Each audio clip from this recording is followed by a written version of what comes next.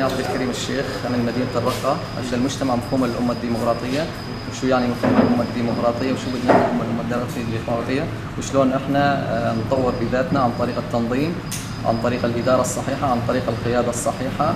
وبهاي الحالة إحنا نصل لمجتمع راقي متطور حضاريا ثقافيا فنيا فكريا. اسمي عايشة على نجيب، أشتغل رئاسة مشتركة مجلس الشعب في المشكلة. احنا اكتشفنا هنا بالعكس، اكتشفنا أمور تساعدنا نشتغل بالإدارة الصح. حتى أعمالنا الحياتية اليومية قدرنا هنا ننظمها ونلم وقت وكل شيء. خذينا دروس والحمد لله مشان تعلمنا شلون نشتغل بمجال عملنا، يعني احنا كنا جايين جديد على العمل، جايين على هذا المجال، فهنا تعلمنا شلون نشتغل بالإدارة وشلون ندير مناطقنا.